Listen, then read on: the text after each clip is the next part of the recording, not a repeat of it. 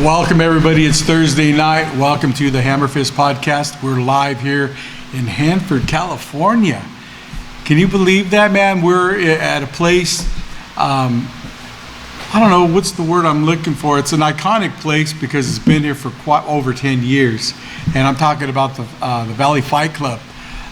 Those people that know it, I mean, I don't have to tell you anything about it. Those that have it, it's a place that you really need to come and check out. There's so much things that are available as far as, Bailey, tell us a little bit about all the stuff you have to offer. So, you know, we established here in 2005, right here on the corner of 10th and Lacey in Hanford. Family owned and operated, my folks and myself since day one. And throughout the years, we offered various things. But currently, right now, we have obviously everything from mixed martial arts, MMA. We have Muay Thai, boxing, Hoist Gracie Jiu-Jitsu. Shout out to Black Belt Tosh Cook and Nick Haro, Raj, excellent coaches for us for our Jiu-Jitsu. We have Krav Maga for self-defense and fitness, our KM kickboxing, youth programs, youth MMA, youth Jiu-Jitsu, and the traditional martial arts, youth Tordo Karate as well. Yeah, I mean, you guys, it's one of those places, you know, if you drive by, I mean, that's one thing, but when you walk in, it's deceiving, man. It has a spot, a room for everything. I don't want to say it's like the Mystery House, but you know, it's similar. It just goes and goes. I always tell people that once you come in, it's deceptively large. We're full 5,200 square feet, which I know, you know, with nowadays with the new gyms, that's like nothing. But for us, the way it's laid out, it's perfect. Well, we've got the dedicated dojo. We have our boxing ring. We have speed bags, full bag room. We have a cage, cardio weight room. A little bit of everything, and we utilize it when we're open Monday, Wednesday, Friday, 5 to 9 p.m. It's packed, 2 or 3 classes going at once. Heck yeah! So big shout out to the Valley Fight Club for playing host for us, and it's going to be like that every Thursday. We'll be here in Hanford, and you know, next week we'll be back. Shout out to the Spike and Rail Barbecue House out there in Selma. Also Glepler Digital Media, Eddie out there in Visalia MMA. Also Alonzo About Millions, and Onacar out there in Fresno, California. Buy a car, the home of the $500 down payment. You say that MMA Fight Pass, and they'll give you a full gas tank of gas, which is a lot of money nowadays, man. Gas is high. It is, you know, and that's important. My husband recently purchased a new to us diesel truck. We went to Oregon for it because you know how California is with cars. We went to Oregon, and the gentleman that sold it to us was lucky, or was nice enough to hook us up with a full tank of diesel. So that was nice. That's important. And that's it. It definitely is. But I want to again introduce my co-host Bailey Silveira. Man, you guys are going to hear a lot from her. A lot of things are in the works too in the future.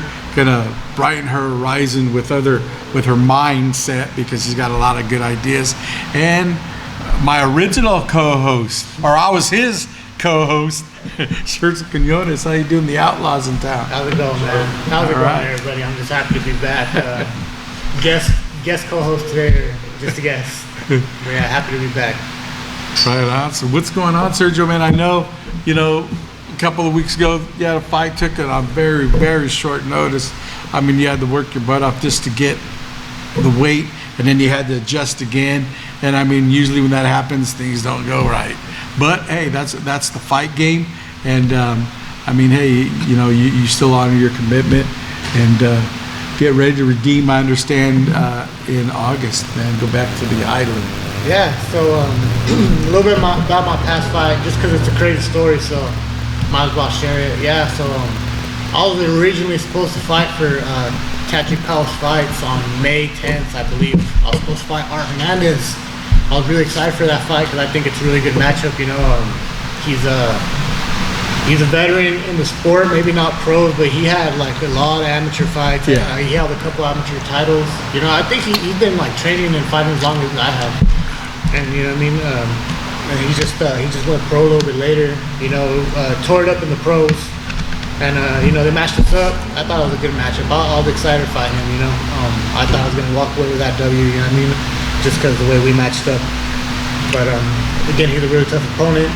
Something happened with the Tachi fights that, you know, never happened before. You know, Goodman announced that, you know, this fight card was gonna be postponed. you know, so I was kind of bummed out.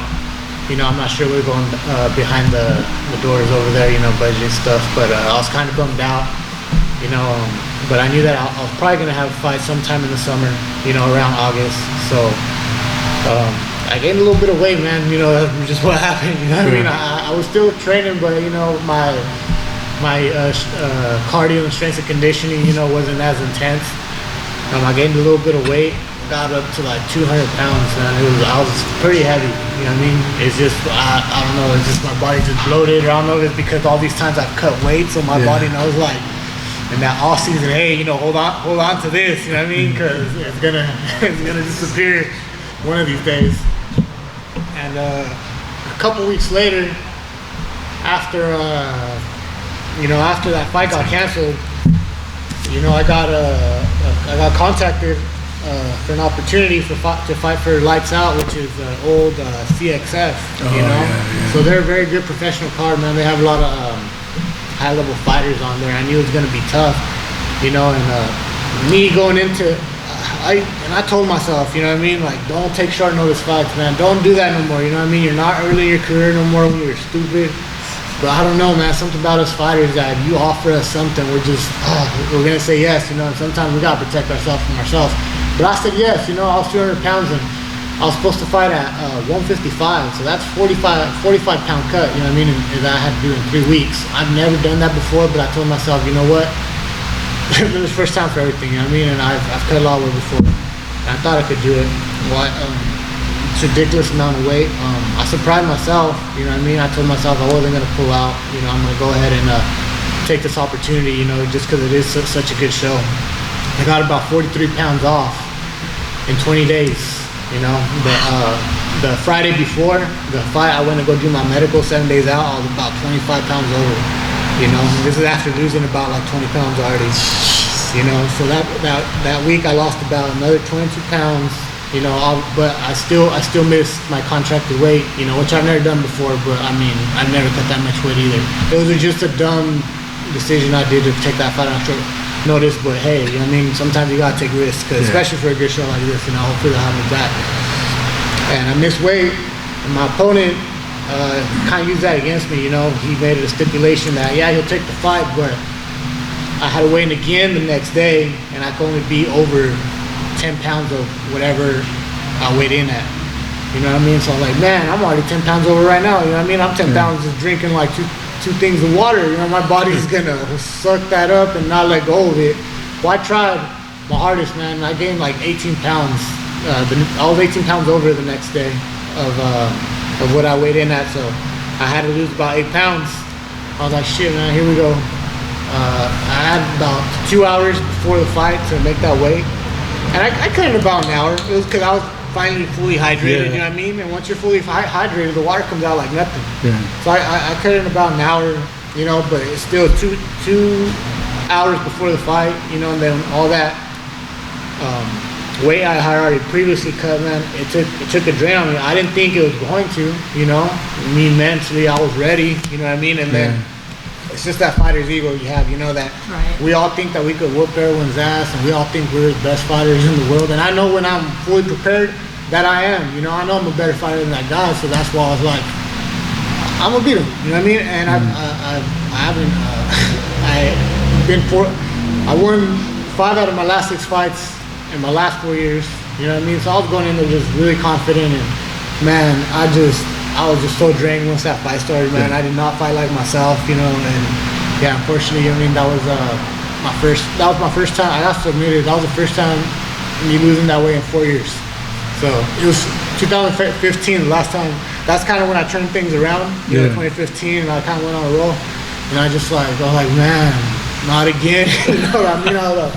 All this work, man, 4 years, you know, just beating guy after guy that was supposed to beat me, you know what I mean? And then it just, but, you know, I took a risk, you know, and I did that organization a favor by taking a short notice fight, so hopefully they'll remember my name. And yeah, definitely. It was a rookie mistake, man, you know, and I'm a pro, and you know what I mean, and for these amateurs out here, you know what I mean, you got to stay, you gotta stay hungry and you gotta stay ready, man. You know what I mean? I tell myself that, and sometimes us, you know, that have been fighting a little bit longer, we get a little bit comfortable, because there have been times I took a short notice fights and just served the guy because I knew I could. You know what I mean? Yeah. But this was just a little bit more of a high level card, and I shouldn't have took it unless I was 100% ready. So you know what I mean? I just gotta stay ready, and it is hard, you know. But sometimes you gotta find that hunger in yourself to you know, always try to stay at least around like 80%. So you know, you can push it to that 100% fight camp if you need to on short notice. And when you've been doing it as long as you have, sometimes I see it a lot with a lot of guys. Sometimes you need a swift kick in the rear to kind of remind you of what you need to do and what you're doing it for, and how to keep going. Because when you've got that veteran mindset, like, oh, I've done this a million times before, I know what I'm capable of.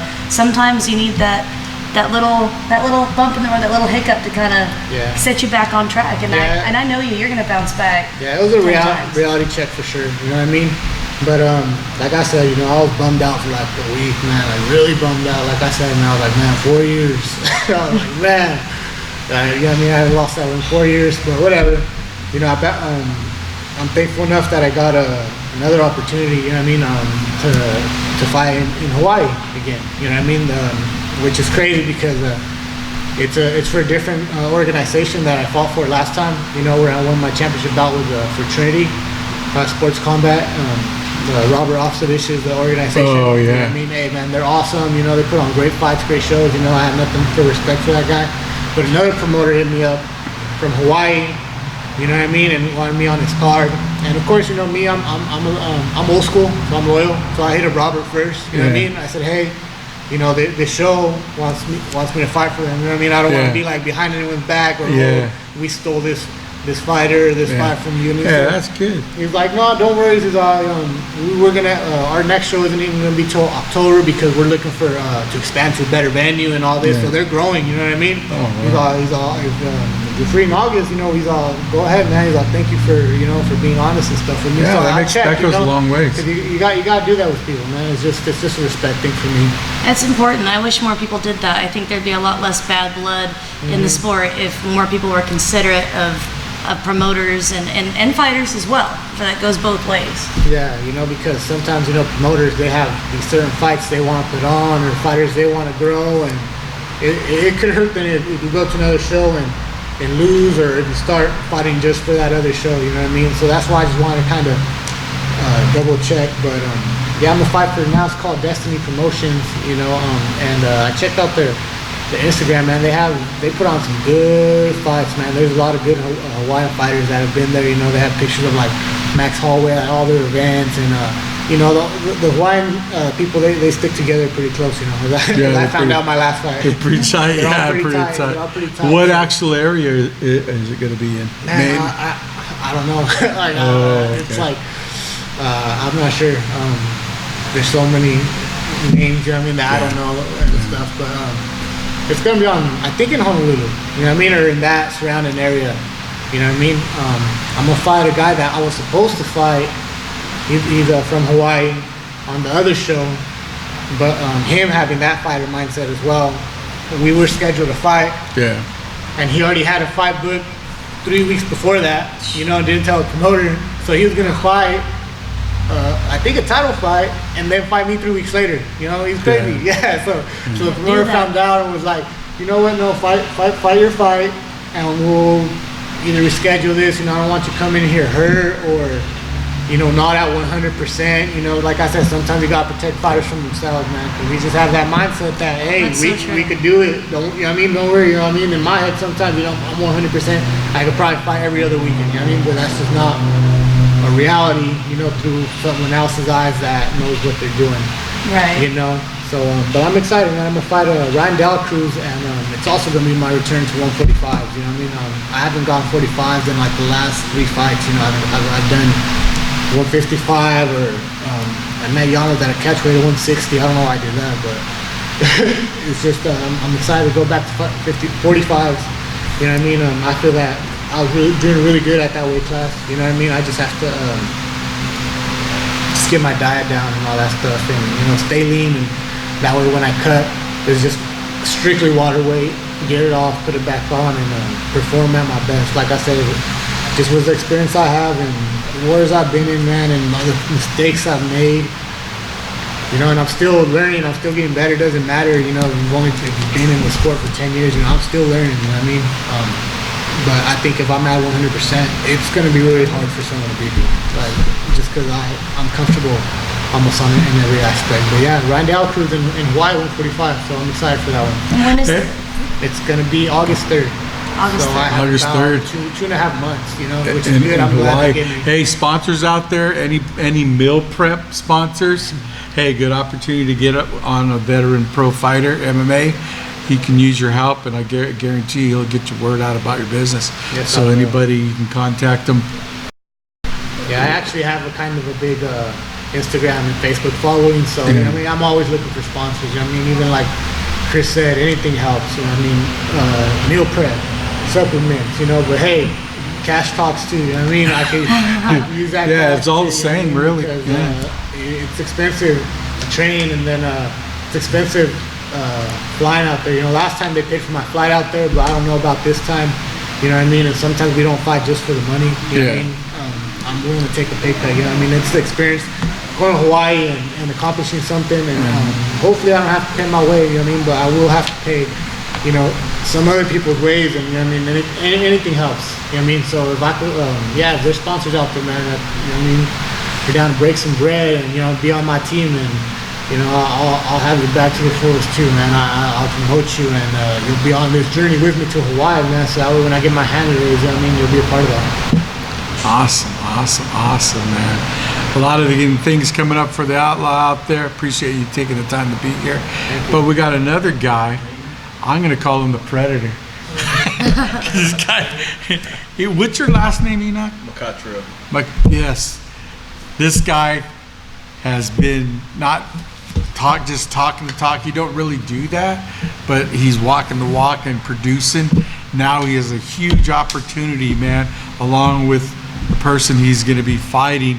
And the buzz around not just our area, Central California, but in the amateur rankings right now, these fights are far in between when they happen. You got two guys that are like meteors ready to align, both undefeated, with an opportunity. It's at 155? 145. 559 strap. This, if you're lucky, maybe might be usually like a state championship type fight, or later on as they become pros, God willing. And but it's going to happen this Saturday night at the Rainbow Ballroom for 559 fights. Talk about how you doing, man. I'm doing excited, Chris. Glad to be here. You know, just excited. I'm just ready to go. Just been waiting for this moment ever since I moved out here. I moved out here from Chicago 3 years ago, and you know, one of my close friends, Robert, he introduced me to my coach that I'm with today. So ever since I stepped in that gym, my coach told me that I was ready to go and hit the cage. You know, it's just been go time. My mind been on that next level stuff. You know, so Saturday is gonna be fireworks. It's gonna be a great one. I believe my opponent, he's an aggressive guy. You know, so I got stuff lined up for certain things that he has. So I'm just excited. I'm just excited. My weight is on. I'm eating good. I'm working out good. Saturday's that day. It's that day. So Yeah, that's good. I had an opportunity to see your fight. Had an opportunity to see his fight. You guys are both. You are just like a cardio machine. You just, I mean, you don't stop.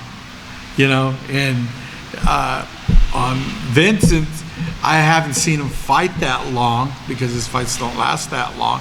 That could be good and that could be bad sometimes because you go in deeper water. Your mind says this guy ready to swim, you know. But so that has a lot in everybody's mind right there. That thought too, because I mean, you guys are going to bring hopefully the best of each of you guys for that one goal. So it's going to be good. It's exciting. I know tickets are just blowing off the market right now. One of the hottest tickets around, and for the main event, that's something that definitely people are going to be talking about, I think, for a long time. I think so too. I'm very excited for this fight. I mean, Enoch comes in and works with my guys every once in a while. My guys go out there. He definitely helps them with their wrestling. This guy's a class act and a class act wrestler as well. And I think part of the reason why we bode so well together is that he's very humble, and that's even in your fight name, Humble Beast. I mean, where'd that come from? I don't know, it's just my ways, you know. I just feel like once I'm out the cage, I feel so calm and relaxed, you know what I'm saying? I'm so humble, I'm down to earth, you know? And once I step in that cage, that beats just erupt, you know, just the beast just let out, and I just blank out on everything, you know? But once I'm out that cage and I'm talking to y'all and just talking to people that support me, I'm just humble. I'm just, you know, take pictures, shake people's hands. That's me. But once I'm in the cage, I'm a different animal. That's awesome. I think the sport needs more of that. You know, everyone wants to talk about the McGregors and the guys that are talking all the smack, but you know, the real role models that are inspiring the next generation are the guys who are humble, and that's super important. Mm-hmm. That's my goal, especially because I'm the oldest of 8, you know, so. Oh, wow. Yeah, they look up to me ever since I started wrestling, and me being the first male to go to college, you know, so they just look up to me and everything, you know, and I'm not that type of person to be an asshole, because I don't want them to be an asshole in this world, you know, and I respect everybody. When it comes down to elders, I say yes ma'am and no ma'am, you know, so that's just my character, you know, it's just my character. And like when it comes down to wrestling, I'm a beast on the mat, you know. Same thing I carry on to the cage. I'm a beast in the cage. So that's what I'm gonna bring Saturday. It's gonna be fireworks. I hope everybody can come out and come see it. It's gonna be one of those. It's gonna be a fight. It's gonna definitely be a fight. Everything goes good, you know, God willing, no injuries or anything like that. How many more amateur fights do you think? That's a good question. Well, my goal, I'm just thinking about Saturday. Yeah. First, I'm gonna just get ready for Saturday and just accomplish that goal, and then just let everything else settle. Me and my coach, we always talk, but we don't really want to like jump over something and skip over something. You know what I'm saying? So we just really worried about Saturday at this moment, and then we're gonna just let everything else just roll. You know? Yeah. Good. But we always have a plan. We always have plans. That's smart. You know, I think the biggest hurdle that a lot of our amateur fighters see is they look too far ahead. I mean, it's your first fight, you've got t-shirts and shorts and stickers and hats, and someone made your own walkout song, you have a website. It's like, man, how much of your resources and time and effort are you spending on that and not training? I think that's a big problem, and that's great to see that you've got your good head on your shoulders. You know, people talk about fight IQ, but you got some brains up there. That's important. Appreciate that. I always take one step at a time. I was raised by my grandparents, and one of the big things my grandmother and my grandfather always told me was like, you gotta crawl before you walk, you know. And I took that with me through my whole journey, through middle school, through high school, through college wrestling. You gotta crawl before you walk, because you just can't up and just run, you know. So I'm just taking my time, and I'm just enjoying this ride at this moment, and I'm just excited for Saturday. I'm just ready to go. You certainly seem excited. That's good. Yeah. That's good. Yeah. Yeah, I mean, I know that card. What was the projection? They had like about 15 fights or something on there. Mm-hmm. I know they were looking to fill more, 2 or 3 more fights. I don't know if that has come around, but man, it's going to seem like it's a long time before their fight comes on. It's been a long night. I feel, and honestly, I'll get knocked out. These guys come back.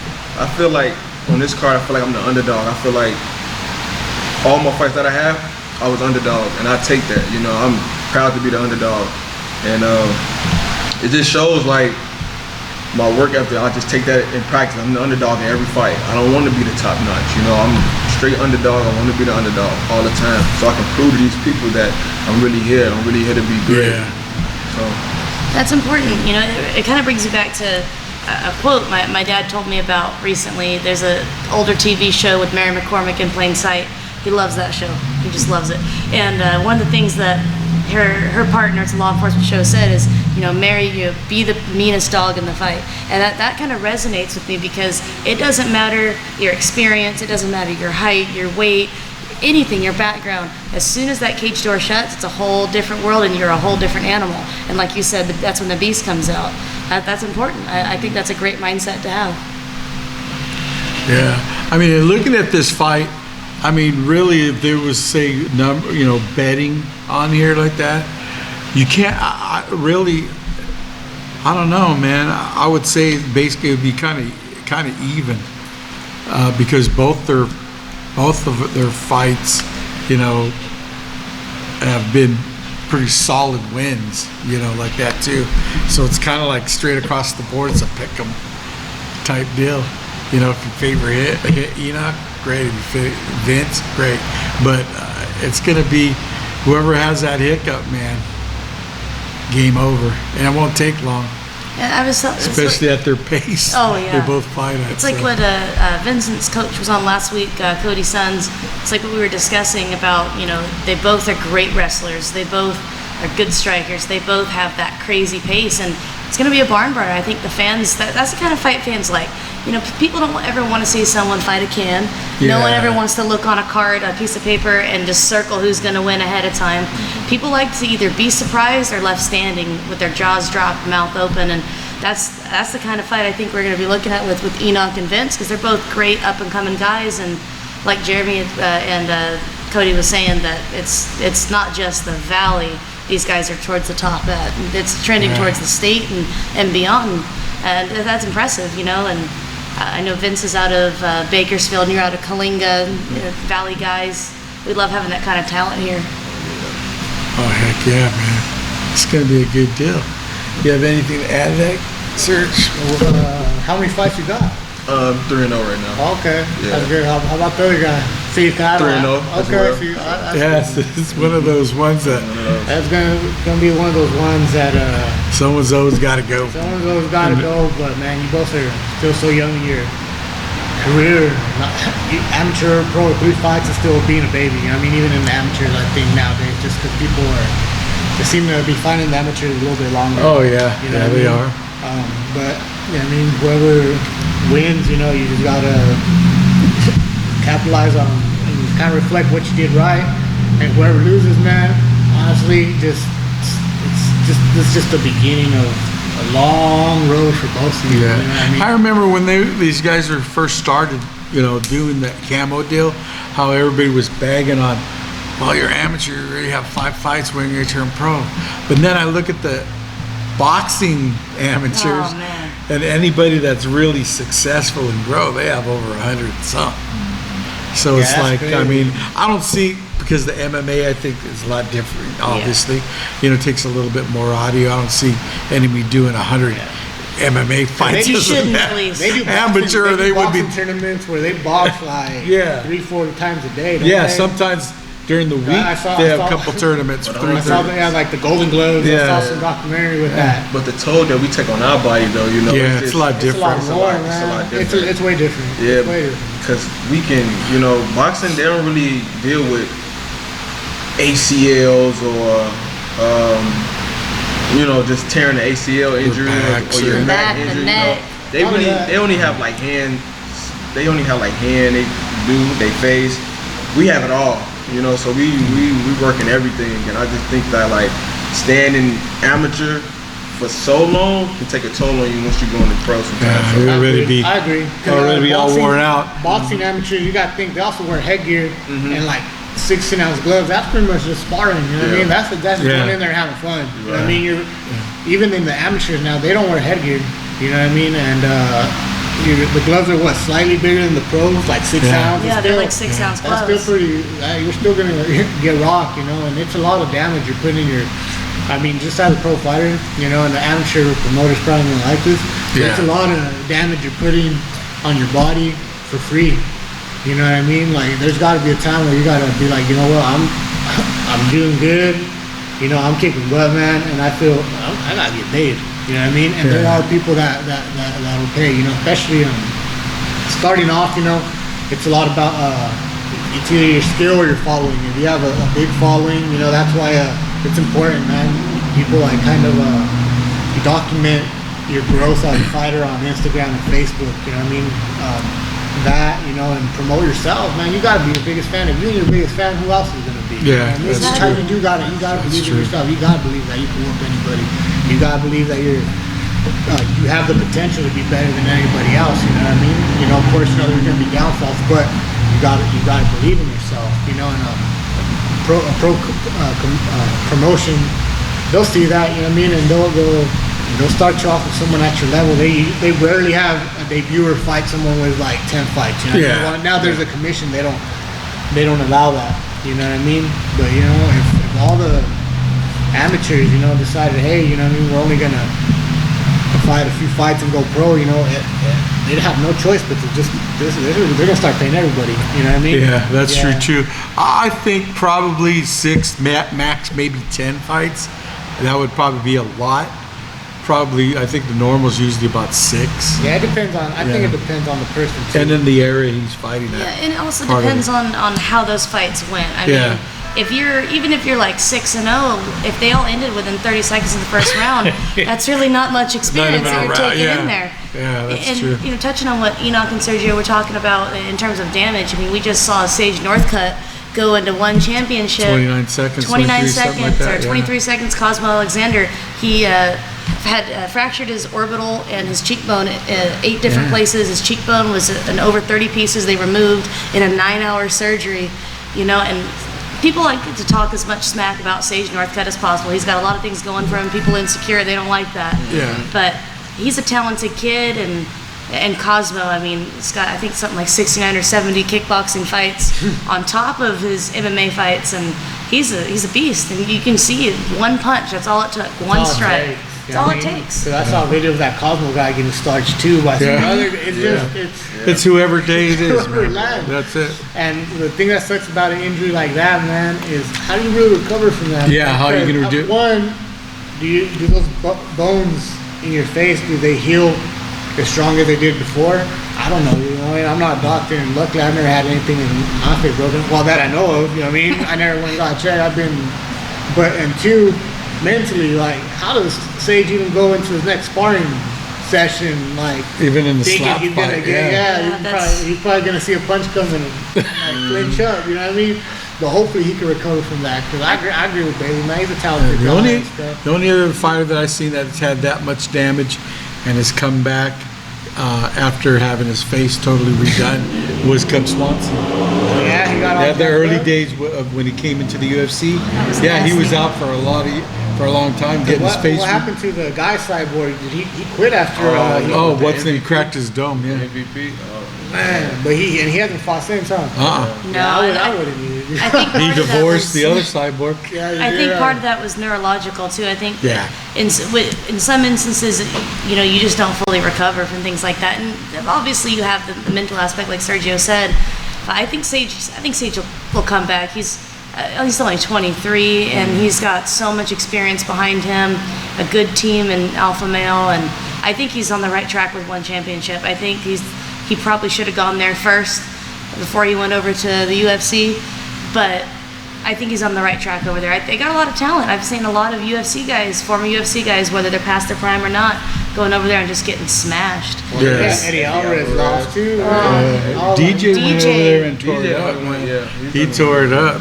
DJ's still one of the arguably probably the best fighter in the world, though, man. Demetrius Johnson, man, he went in there and did his deal. I almost feel like he lost to Silveira on purpose. I swear. Just to get a break. He lost that fight though. Some people don't even it could have been. Yeah, it could have been either way. I still to this day I don't know, but I would like to see a rematch. Yeah, I don't think Cejudo will keep his strap. You don't think so? Moraes is going to beat him. Yeah, that guy's I think he'll knock him out. I think he'll knock him out. Yeah, that's a tough one. I think he gets starched. That's going to be a good fight. He have a nice kick. He does. That guy's, ever since he's come here, man, he's just tore through everybody. I think it'll be the same. Yeah, he have a nice kick. It'll be surprised if Henry wins. I'll be surprised. You know, just for the sake of the flyweight division, I hope that he does well, because he's obviously the king of the flyweight division. Yeah.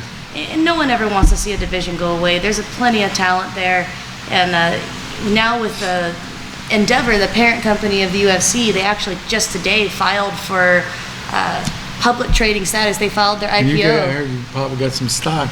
Yeah, you know, my dad's a financial advisor, so I'm on that end. But I think now with them becoming a publicly traded company, having that as many divisions as possible, that's important. They don't want to alienate anybody, and now there's going to be a little bit more power to the people to kind of keep it that way. I mean, we all love or hate Dana White, and now we kind of, I told Archie earlier, have a chance to kind of via shares be his boss a little bit. There you go, kind man. of with our dollar, and we know how he is about money. That's important. So Sergio, being such a veteran in the sport, if you could tell these young bucks, these up and comers like Enoch and Vincent, one thing, what would it be? One thing that if you could just transplant from your mind to theirs. Right now, just stay in the gym, you know, and just keep learning, just keep working, especially like in your first few years. You know, you could be beating everybody, you know, you think you're good, but you know, you're still not at your full potential where you should be, you know what I mean? So, I mean, he has a good mindset, you know, he stays humble and stuff, you know what I mean? Like, see, they didn't have amateur fighting when I started. So, like, my first fight was, like, that was what could be considered an amateur fight, because it was me versus another guy here from Hanford that we didn't have any fights. Yeah. But then my second fight, you know, I fought a black belt. And then my third fight, my first fight at the Palace, you know, I fought a brown belt. And then, you know, it just went from there and there and there, you know what I mean? And it's just, we got thrown right into a Shark Tank, you know, and I feel like now, you know, I'm and I've been fighting for like 9 years, you know, I'm finally coming into like what I believe to be, you know, like my full form as a fighter, you know what I mean? Like, it just takes, there's just so much to learn, and then the game's evolving, man. Right when you think you got it down, man, there's people that come in with these different styles, and all this stuff, and you know what I mean. Like before, you know, you just everyone was a little bit more old school. You know what I mean? Like it was either ground and pound, or someone's gonna guillotine or triangle you, or rear naked choke. Now there's people just doing all kinds of crazy stuff, man. Crazy scrambles and everything. So it's important to stay in the jiu-jitsu gym and get your jits right. And you know, when you're doing your boxing, you'll box with people that are better than you, and you just gotta always stay hungry, man. That's just what it is, you know. You can't get too confident, too comfortable. But I feel like the amateurs that do excel and are doing good, they kind of already have that in their mindset. And those that don't, you know, there's those that are probably just fighting for the cool Facebook picture. You know what I mean? Get the cool Facebook picture. There's a lot of people, I believe, you know, I'm probably gonna go off topic right now, that become fighters more for the hype than the actual fight. Man, they love the hype. And I'll see them, man, on Facebook, and they're just, man, like 4 posts a day, which is good to promote yourself, like I said. But then come fight time, man, either they pull out all the time, or it's just like, or no, you know what I mean? I don't know. They just don't want to fight. You can spot those guys. You can spot those guys. And I think those guys will weed themselves out, you know. But the people that you got, like you said, you know, you gotta stay long term. You know, like I feel it in him. You know, if you have long term goals, you know, like let's say one day he wants to be a UFC champ. He has a clean slate right now. You know what I mean? Like with me, like it don't matter how good I am. That's what sucks about fighting. Your past will hold you back just because of the politics. You know what I mean? They'll be like, oh, you have these losses on your past record. They're not gonna look at me and be like, oh, but look, he took like half of his fights on short notice. You know, his quickest turnaround was he's a journeyman. 10 days. You know what I mean? Like, and now, you know, he won the last 5 of the 6. You know, but I'm still grinding to go to the highest level I can. You know, I mean, who knows? You know what I mean? Who knows? Maybe that's why I might break the mold. You know what I mean? I might, you know, get a belt or a big fight or a lights out championship or something like that. You never and know. That's what I'm striving for. But with these amateurs, man, they got a clean slate. You know what I mean? And if you're gonna make your mistakes and take your big if you're gonna do those quick notice fights, do it right now in the amateur, man. Your record don't matter. I mean, I know it probably matters to you personally, and you know, with our ego and what people are gonna say and talk about your back and all. You know, you're gonna say you do lose a fight. You know, people are gonna talk hype on the other guy for a little bit, but at the end of the day, man, what really happens is once you go pro, you're 0-0, and that's when you gotta take your fights carefully.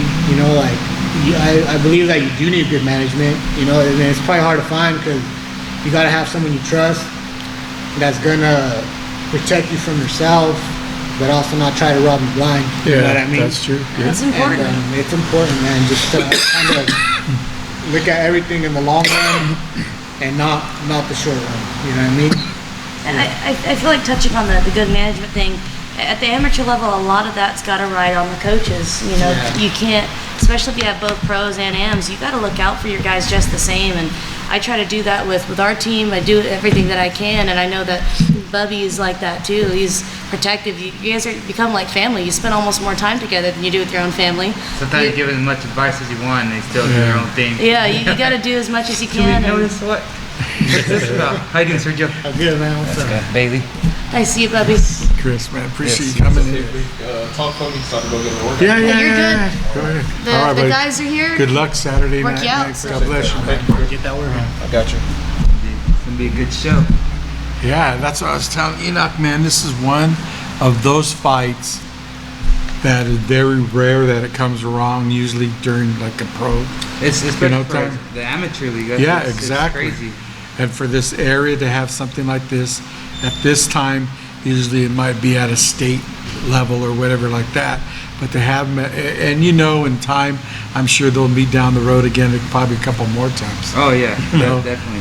But this night on Saturday night, it's going to be a barn burner. Yeah, kid's ready. Enoch's ready, man. He put all his work in, trained him hard. His nutrition's on point. A lot of the mistakes he made in his first fight, we fix that. The next fight, you find something else he needs to work on, you fix that. And he continuously gets better each camp, and that's our goal, just get better each camp.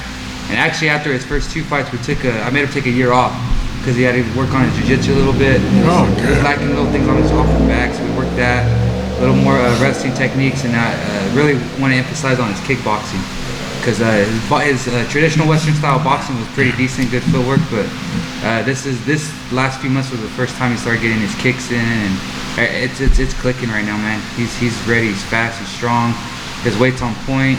The kid takes it serious, probably the most serious I've seen a lot of guys take it.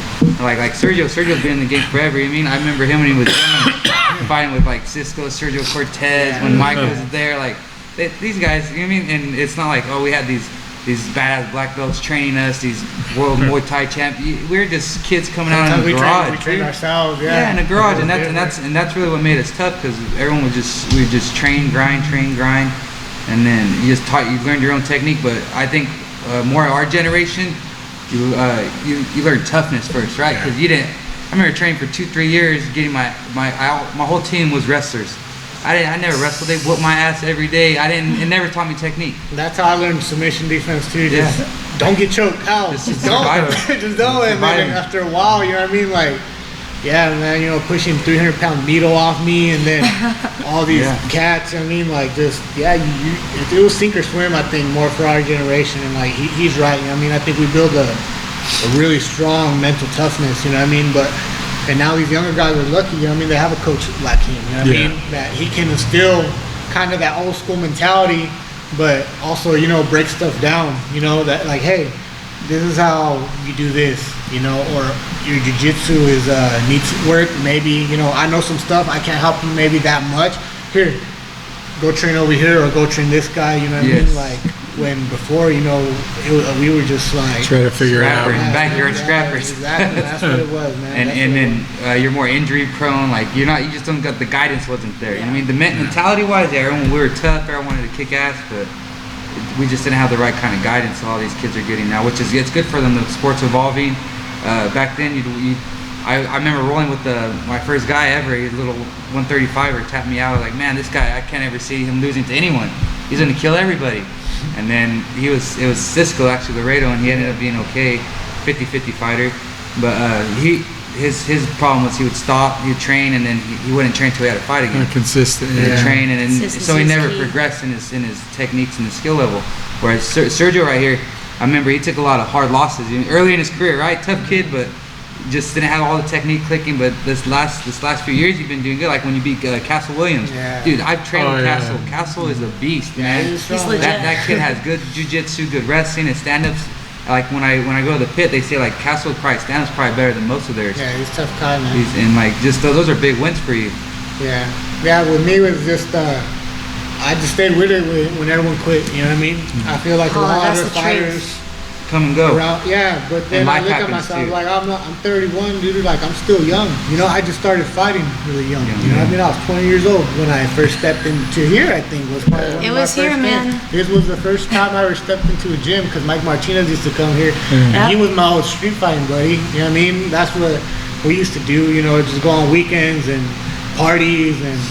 That was back in the OG days, back in the heyday of the WEC out at the Palace. Yeah. And they would film their HDNet interviews here in our cage. They do their weigh-ins, all their interviews, the pre-fight stuff would be here. There's so much history in this area, and that's why it's great to have, you know, longtime vets like Sergio and these up-and-comers, these hungry guys like Enoch, and they're the next generation for our area. They're representing really well. And one thing I would say about like the Central Valley, if you look at just our amateur circuit alone, just the amateur circuit, it's tougher than you go to these other states. Our amateur circuit blows their pro circuit out of the water. Yeah. So once you get to the professional level right here, it's hard. I mean, look, California has 20% of the U.S.'s population here. So to make it to the top and get ranked in this state, it's tough. It's a grind. It's tough. It's a meat grind. It's tough. We got L.A. all the way up to Stockton, Sacramento, San Francisco. You're fighting guys from big gyms like Enoch's last fight from Team Oyama. And then we were gonna fight Arson before that, but he sprained his ankle, and he's from AKA, one of Khabib's guys. Like, man, you're getting tough guys at amateur level. So and by those the time guys, you go pro, they sleep on the valley guys, and I've never understood that. You know, maybe I know we're farms and dairies and not much here, but that means we can dedicate everything we have into our training. And I think a lot of these bigger promotions and these bigger gyms are starting to realize that you can't sleep on the guys from the valley. Yeah. Well, you know what? I would say we produce grinders out here, but a lot of times at big shows they want flashy guys. They want guys that are doing spinning kicks and all this shit that sometimes doesn't work. Like, but that's what they're looking for. They're looking for superstars, people that catch the person's eye or whatnot. You know what I mean? Yeah, there's politics to fighting too. You know what I mean? And you gotta, whether you like it or not, kind of find your niche. You know what I mean? Your little thing to get in what you want. You Gotta work like, it. You could either be, that's what, you know, like Billy was saying, you know, there's loudmouths. Some people, that's how they get their fights. You know, they're loudmouths. But like with Enoch here, you know, he's quiet and humble. If he lets his work do the talking, you know what I mean? And I'm sure that he has some fans and stuff, man. He'll have a big pro following too. You know what I mean? And you know what I mean? That's all it takes. You gotta work it. It's crazy because someone like him, just the right kind of guidance. I mean, let's say he's a 6-0 amateur, gets a title here and there, goes 4 fights pro. Next thing you know, his 5th fight's UFC. It could be that easy. Like, and it's crazy because then like you've been through the meat grinder, up and down, up and down. Yeah. And then by like let's say you made it. I mean, shit. Like the experience level, it's crazy. Nowadays, there's ways to take it a little bit smarter, handle it a little bit smarter, and maybe even play the politics a little bit. You know what I mean? Yeah, definitely. And if you're a coach and a manager, you know, I think as a manager and a coach, because I want to be a coach and manager one day too. You know, it's just finding the right connection. You know, finding the right connections. You know, networking and doing all that work for your guys. You know, there's sometimes the connection is all you need. And with me, you know, meeting and talking to so many promoters, you know, like even now I got the Combatas guy, you know, he hit me up when I was working, like when they came, well, I'll take a fight on 2 days notice. You know, I was like, no, but I got your number now, so I'm gonna hit you up whenever you come back, you know what I mean? And then we'll see what's up. But you know, I mean, connections and just guiding them the right way, man. And Enoch's lucky, man. I know that, you know, this guy, he's been in the fight game, you know, the MMA scene and all that stuff for a long time, so they have guidance, man. Some of these kids, they have no excuse. You know, so it's all on them. You know, the work they put in. You know, you have someone watching over you. You have people that, you know, have your back. You have promotions, you know, like 559 fights that are giving you opportunities, you know, to display your skills and stuff. It's all on you. It's all on you now. There's no excuse. Are you gonna be there on Saturday? Yeah, I'm gonna try to. Man, it's gonna be. I heard it's gonna be a good card. They got 3 title fights that night: heavyweight camel fight, or fighting for the camel title, and then what's it, Maritza or the girl? Maritza. She's I think that one got pushed back to the 29th, 29th of June. Yes, because the girl got injured. so they rescheduled for somebody else. She was on the show last week, and Jeremy said they pushed it for Visalia, the next card. But it's still a hell of a card. I mean, you know, what, 15 fights, 16 fights, something like that, and they were trying to book, I think, the last couple of fights too. So who knows? You'll be fighting at 11 at night. It's going to be a late card. Yeah, so it's going to be a heck of a show, and tickets are flying off the hook. You know, with unfortunate what happened to Joey Perez, you know, they pushed it back to help him out a little bit, and so, you know, everybody kind of held back on the reins. Now everybody's ready to roll on Saturday. Yes. Yeah, you know, and I know our team's gonna be there to support Enoch. Oh, you know, yeah. we love the help you guys provide with us and our guys, and we got to support each other in this game. Always put you guys on blast. I'm like, Valley Fight Club, man, striking. That's just where it's at. You guys got some good kickboxing over here. We appreciate that very much, and you know, you're Enoch and you guys out there. I mean, they love sparring with you, and our guys love rolling with you. And I know that they're different styles. Yeah. Your wrestling out there, it definitely is. It's legit. We love it. Yeah. And I wish more people had the melting pot mindset. Yeah. We can all help each other, man. Yeah. Oh, you're good. So speaking of Cisco, man, does he ever show up at the gym? I know he took a fight out of random. All right, so How long know, ago? that was- I haven't heard about him. All right, that was Well, I weird, have man. him on Instagram and stuff, and you know, always kind of like once in a while. But then he hit me up. He was like, "Hey man, where you training? I got a fight. I need to train." I was like, "What?" You know, like, I knew when you disappeared and for like it 8 was years. the thing with Cisco is crazy because I remember he took like an 8-year period off, but he would come in like once every 6 months, and then I wouldn't see. Like he literally took 8 years off of training, and then when he came back, some of my high school kids were smashing him. I'm like, Cisco, No way. you need to. Yeah, These just get kids. back I mean, in the they've been fun. trained Yeah, 3-4 get years. back in the fun. They were in the groove. Their timing was on. He came in, got Off tore the up. couch, off the couch is Oh man, he would have if he would have took. And I know Jose's a tough guy too. The kid he fought, he's a tough kid, but there was things that he could. I think Cisco could out wrestled him, but for some reason he just got. He's never been a striker, so I was trying to get him a little boxer bounce. He stayed real flat-footed, and the dude picked him apart. And I was like, man, you didn't shoot him one time. You didn't do nothing that we went over. But I mean, it is what it is. He's a vet. He hit Cisco, and you know Sergio Cortez. This dude's crazy, man. Those guys, they're crazy. They're brawlers. They like to fight. Win or lose, they just like to get in there and get crazy. So. Yeah. I think he did all right though. Yeah, no, he did good. He had his moments in that fight. No, he did. He did. But Jose, and I knew because he was. I think they were gonna give him. What's that guy's name? Trey Branch. Oh, okay. And Trey didn't want the fight, so that would have been a better fight because technique-wise, they're both like, you know what I mean? They're not way up there, but they're both decent. Yeah. But then he told me he's gonna get Jose, and I was like, man, Jose's a tough kid. Yeah. I was like, oh, we gotta really take this fight serious. This guy's tough, man. We got work to do. They're bringing him up, yeah. So Trey would have been a good fight because Trey he likes to just sling him and throw Yeah. him, and then they both could have just gone crazy in there. You know what I mean? But Jose, that's a tough matchup, man. But yeah, you're right. Preparation is over everything, man. Because if you're not prepared, your talent and skills they can't showcase. You know what I mean? Consistency is just absolutely key, and I try to convey that even in the youth students, the little guys, little kids. You know, parents expect students to progress at a certain rate, but it doesn't work that way if you're not consistent. And unfortunately, that's a trait that doesn't always follow you into adulthood. And you've got some of the newer guys that come up that aren't consistent, and you know we're lucky we've got a good crew that's consistent. And I know he's always working, but I think people need to understand when you get into this game, it's not like, oh, I have a fight coming up, I'm gonna go train for a fight. You need to be consistent in everything you do. You build your skills in between camps, not during. During camp is just to get you clean, sharp, fast, in really good shape. But all your skills should already be there. Yeah. Your skills, you build those up through the years, and it takes years. I tell people like it takes. I would say 6 years to become a decent wrestler or jiu-jitsu guy, right? About that 6-year mark is when you can start competing with high-level guys like black belts and all these guys that you can really hold your own. You might not tap them or beat them, but you can stay with them. You can hang with them. And striking, I think, a little faster. 3 years, 2-3 years, you're already up there if you're sparring If you're a lot. athletic. If you're athletic, yeah. And I'm talking about like cream of the crop guys, like guys that are like tough, like real athletic dudes. But Consistency, that's what it all boils down to. Consistency is the key, You know, for sure. the fights are won and lost far away from the crowds in the gym. There's a quote, something along those lines, and that's key.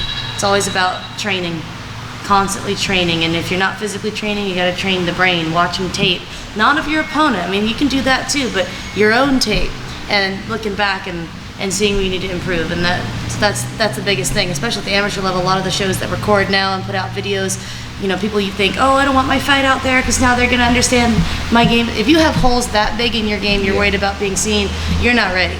It's about seeing the little things that you see, like, oh, why did I do that? I never do that. Or where's that kick that I've been throwing in training? You can find those things, make those adjustments after the fight too. MMA is tough. MMA is a tough sport. I tell people, just to get in the cage you're something different, right? Just to lock the cage behind you, and here it is. Like, you can't go nowhere. Something's wrong with you. Just to get in there, win or lose, just to step in. That takes a lot of nuts. And then the fact that it's MMA, it's mixed martial arts. It's everywhere. It's like you got boxers that perfected the sport of boxing. All they do is box. So they get real good at it. But MMA you have so many techniques and different. You could from karate, Muay Thai, Western kickboxing, American kickboxing, Western boxing. Like, that's just all the striking. There's just so many ways to win, but then also so many ways to lose, man. First statement could not be said. Your defense has to be just as on point as your offense, you know what I mean? Because you could be whooping someone and, you know, you got him on the feet, you got him on the wrestling takedown, and then you just adjust, and all of a sudden he has your neck, and it could be over from there. You know, that's the beginning of the end. Your level of awareness has to be heightened, and the only way you're going to get that is through experience. You're not going to get that in sparring. You're not, I mean, to an extent, you're not going to get that on your run. You're not going to get that hitting pads. You're only going to get that replication of the adrenaline jump or adrenaline dump, you know, your nerves, and then the situational awareness. When you're in the cage, a lot of the guys, they say, all I heard you say was the uppercut, but in there they're aware, they know what's going on, and that's the best part is of the amateur circuit, is getting that time in before you go pro. Yeah, experience, because you know, there could be times, you know, people walk in there and freak out, you know. It's happened to me. I mean, I walked in there and like, whoa, you know, like the fight just flashed through my eyes, and like, what happened? Even when sometimes I won, I'm like, whoa, you know, I just kind of spazzed out and just grabbed him and choked him, you know what I mean? When I should have just like, hey, take it easy, you know what I mean? I think you get more of that at the amateur level, because the rounds, like Enoch's fighting 3-3-minute rounds, so it might be able to slow down, be a little more technical, but even if not, like those 2-2-minute or those 3 2-minute rounds, going fast. Guys go balls to the wall. They don't, technique's out the window. They're just going in trying to land. So you don't get to see a lot of the good technique compared to pro. Like when you guys are sitting there picking your shots, it slows down a lot. It's a chess match. Yes. We're in, I think the 3-2s is more like checkers, you know what I mean? Yeah, exactly. It is, you know what I mean? I think most of the time whoever comes in better shape, but you know, of course you gotta have skill, you know, but a lot of times in amateurs, you know, just a guy with better shape, hey, that's a big advantage. That's why you gotta train hard. With the 3-2s, you know, a lot of times what you see of a guy fighting in those 3 2-minute rounds, that might be what they are like on the worst day in the gym. But as they start getting more time, they go into deeper waters, they're able to showcase more. They calm down, they're less jumpy, they understand, okay, I'm good, I've done this a few times before, I know what to expect, now I can show me and what I'm about. Yeah, and it's funny because I've trained, because we have, you know, an amateur team too, and we've trained 3-2s, and don't let that fool you. You'll get tired in those 3-2s because everything just happens so fast, you know. Like we're like, all right, we're gonna train the 3-2s today just for the amis, and like, oh, he punched me, so I got to punch him back because the round's almost over, you know what I mean? So then it's just like, oh man, I landed 1-2, now he has to freaking, and sometimes you just start going balls to the wall, and you're like, wow, I'm a little bit more tired than I thought I would be after 2 minutes, you know what I mean? And when, as opposed to a 5-minute round, like he said, you know, you gotta kind of, you know, okay, how am I gonna beat him? You know, boom, land the jab, land the 1-2, okay, slip, okay, now I'm gonna get a takedown, you know, and then finish out the round strong, and you know, and climb out as much damage as I can, you know. It's just, it's a very different world. But. See, and you're talking about getting a takedown at the end of the round to win the round. In amateur, you get a takedown at the beginning of the round, you ride that out 2 minutes, just won the round, just controlling. Yeah. Right. right? So it's like that's why this match is big too. They're both solid wrestlers. Yeah. So That sounds exciting, man. You know what I mean? And they both have that gas tank, so you know it's just gonna. It's man, not I gonna be a can't wait boring for fight. It's gonna be exciting, and a lot of times, you know, you'll hear people after an amateur fight, they'll say, "Oh, if they only had 30 more seconds," or "Oh, if they had a little bit better conditioning." There's not gonna be any "oh if" after this fight. We're gonna know what Vince and Enoch are putting forth and bringing to the table, and it's gonna be a great one. I'm excited for that. Someone's getting knocked out. I don't know who, but I just feel something's gonna. There's gonna be a bomb going off. Someone's gonna get hit, and people are going, "Shit!" two young kids in their prime, man. That's a good one. So how many fighters do you have at Kalinga right now, man? Well, a few. I have one guy. He used to train with Doug Marshall. He's in a fight in June down in LA.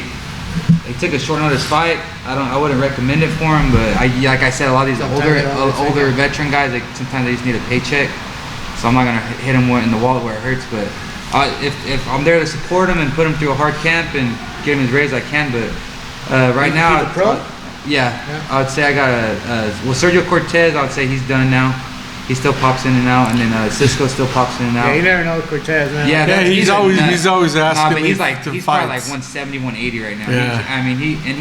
Dude, I ain't He's a gonna lie. small guy, I've yeah. cornered him like 5-6 times. He's missed weight every time. Yeah. Like Sergio, he doesn't give a Every shit. time, yeah, I've never seen him make weight. And it's always about like One 5 time he pounds cut less. 16 pounds in one day Yeah. and still missed it by 2 pounds. I was like, yeah, this tough. But Sergio's probably the toughest, craziest dude I ever met. Yeah. He's Like, tough, he is man. crazy. He's got rocks in that head. Yeah, for no, sure. he hits hard. Yeah, he hits hard.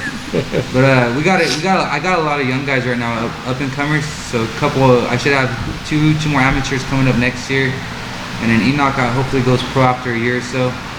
So You got Francisco coming up too. That kid's talented. Yeah, he's talented. He's gonna be a 170 pounder, big solid kid. He's only 18 right now, and then a couple kids behind him.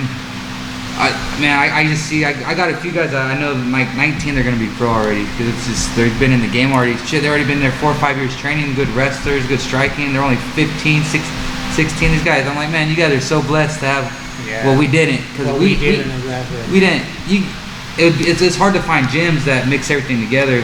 So you could go to like a boxing gym or kickboxing, and You then would have to. do your jiu-jitsu over here, and then go to like a high school wrestling club for some wrestling, or you had to bounce around so much. Now it's Yeah, like sometimes all drive these 2-3 gyms are places a solid. day.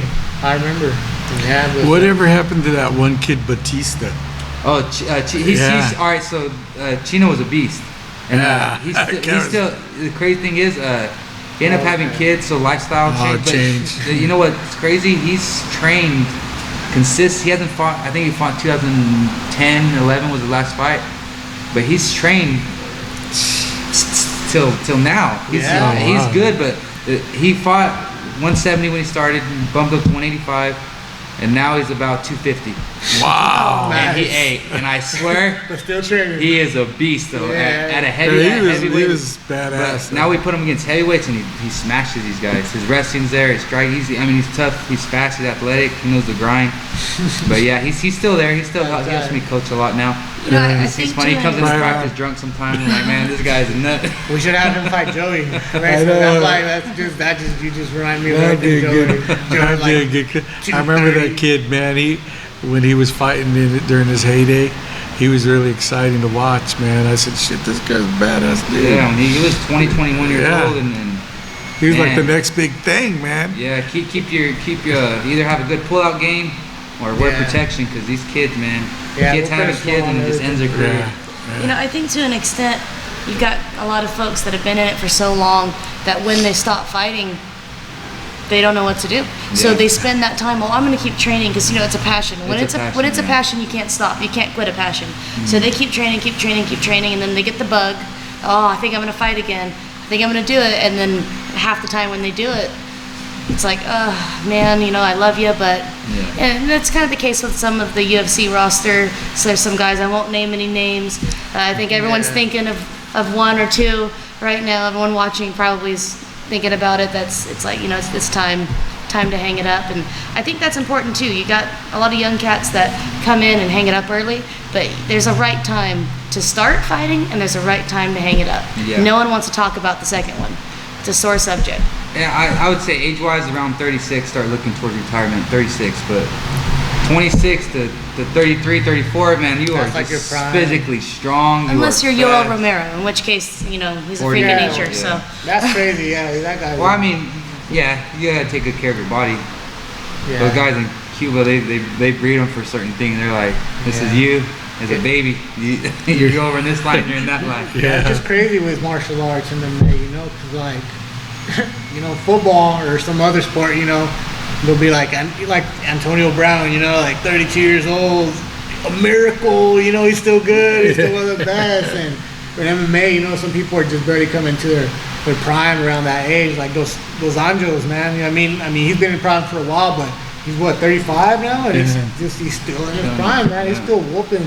I mean, Kevin Lee's no joke. Yeah. No. Kevin Lee's no joke. I think it's got to boil down to more than age, but your recovery. If you're unable to recover after a fight, and whether it's an injury or not, there's a recovery process people don't talk about. Even when you win the fight and you come out unscathed, it's a hard adjustment back into daily life. And if that process, the recovery after a fight and transitioning into fight camp, when you have a new one, when that starts becoming lengthy and difficult, that's when you got to start addressing it. And then I think that's the only thing that age stops is your healing time takes longer, and it just. Yeah. And I mean, the heart's still there, the strength a lot of time, but yeah, the recovery. The thing it's all with age, recovery. like recovery is just. I think once you hit a certain age, like me right now, you can't stop. If I stop training, like say if I took a 6 months layoff, I'm done. I'm done. Yeah. Because my Sedentary body's is- already, like I said, my body, even with me training, I gain weight like crazy, man. You know what I mean? I got up to 200 pounds, man, and man, that's with me still training, still hitting the gym. You know what I mean? In order for me to get my weight down, I have to train, I have to hit the gym, I have to do my cardio, I have to watch my diet, which I hate. You know what I mean? But I do it. You know what I mean? And I have to be on point. When you're younger, 21, 22, you can not watch your diet. You'll go in the gym and hit the bag and you got a six-pack afterwards. You know what I mean? Your metabolism's just crazy. You could take, kids could take 6 months off and come back and it's almost like, you know what I mean? All they got to do is just get their win back. Yeah. Once you're older, man, like these people like my age or, the older cats, I think they just have to be consistent. There's no quitting now. If you stop, you're done. You know what I mean? We don't have that advantage. So My dad, he's lifelong martial artist, lifelong athlete. He's always said, when you're active, the moment you become sedentary, you're done. It's lethal. He said, being sedentary is lethal. And he's in his mid 50s, and this guy works out harder than half of the young guys, flexing in every picture, in incredible shape. I mean, yeah, he's in great shape. I just hope that in a couple of years I still have that level of yeah. athleticism. You got to get him on one of these days. Still, he's still strong. Yeah. I don't know, man. That's my dad. I don't want to talk about that portion of it. But probably. You have to talk to my mom. I don't know, man. That's why he's not on social media. Yeah. Oh, no. You don't want him on social media. He was on the gym Snapchat the other day for about 2.4 seconds. Discovered that filter that turns you into the other gender. Hey. That was too much. We need Caitlyn Jenner. to keep the social media away from my dad, Yeah. because he will do things and say things that he should not. So he'd be a good person to talk to too. He's got a really good perspective, a very unique perspective, and he's been in this. I'm probably third or fourth generation martial arts in my family. It goes way back on both sides. It's a crazy thing. Both my parents, my grandparents, my grandmother on my father's side, his mom is a judo black belt, traditional martial artist, and it keeps going. He started when he was a kid. His father, my grandfather, Savati and other martial arts along with kickboxing. My mom did judo as a kid, and her mom actually did judo as a teen. I come to find out, and kickboxing. My mom did kickboxing as well, and she's got some mean elbows. That's a good lineage right there. The funny thing is that they still got it. Yeah. Like my grandma Kay hit my dad's mom. She might be like 4'8", maybe like 79, 80 pounds soaking wet. I don't know how he came from her. She's a tiny thing, but man, you give her those chopsticks and she grabs you by the ear, and that's how you know that you're about to be thrown. And even with my nana on my mom's side, a couple of years back, I was showing her a technique, a chicken wing technique, a maneuver, and she's like, oh, well, let me try it. And she's older. She just turned 84 this week, and she got me in this chicken wing. I thought she was gonna break something. I've never tapped so quickly in my life. And I'm like, I always joke with her about it, and she's probably gonna watch this and kill me for telling this story. 84, huh? She's 84 now. My dad's mom's in her 80s, and my dad's stepdad, my grandpa Ken, is in his early 90s. Oh, nice. But he's did some martial arts and Good genes. I'll be dead back by in the the time I'm day. 70, so. Yeah, for sure. Live the Oh, hard that's life. good, you know. And like I don't know about Bowie, but like with me, you know, I'm first generation, you know, of doing all this crazy stuff. And I mean, I hope that my kid falls in my footsteps. I mean, but I really don't care. You know? Yeah. They But I have mean, it'd the be cool to desire. watch. You know what I mean? Like watching wrestling matches and stuff. Like when I when I wrestled, like my mom went to my very first wrestling match, right, as a freshman. And then she didn't go to another one until she had to on senior night. And I wrestled Cody Gibson that night too. Me and Cody got a crazy high school rivalry, man. He's an awesome guy, but if he's ever around here, he'll tell you it was funny.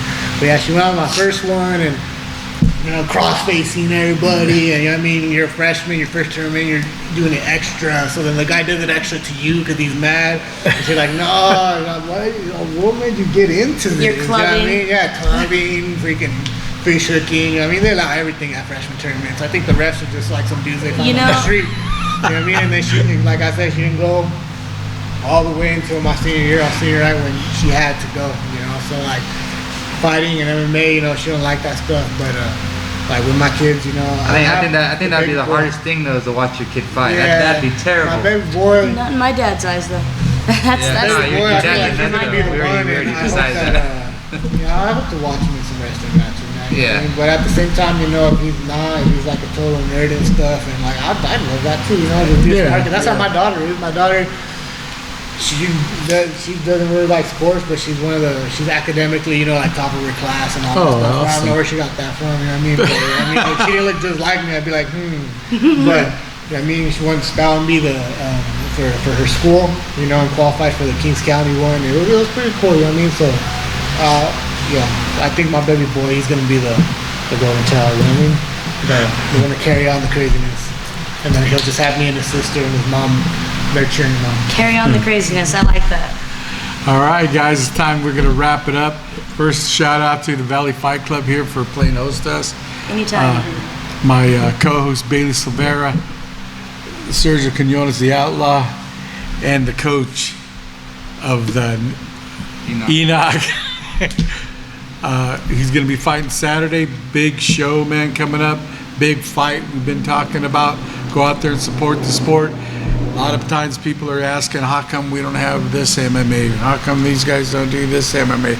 Well, you need to support them. You know, support the sport. Tell a friend, man. And you'll be surprised when these promoters start coming around. All right?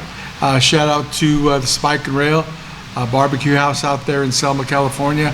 Glepler Digital Media, Visalia MMA, About Millions, and Onacar out there in Fresno, California.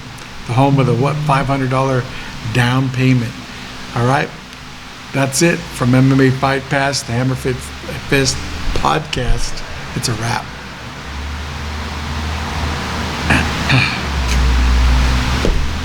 All right, brother. Appreciate it, man. Good luck on Saturday. Oh man, Thanks for coming out, Yes, Bubby. Bailey. Feel free to go get some work in, Yeah, he's man. gonna go. I got a cool growing. Like you said, the recovery time. I've been out for the last 4 months. Put on 15 pounds. All on the bro. belly. That's how it is, man. You have one beer, you gain like 10 pounds. Oh, it's. See if I can get out of my chair. I think my knee fell asleep. That's exactly what it The is. bad So I knee. with Mike ever or no? Yeah, Surgery, Gym he right says now? no. The roll over there or what? Yeah, bro, yeah, they have some beasts over there, dude. You know, while they do strictly gi, you know, Yeah. so I go there and that's not my forte. I hate gi, dude.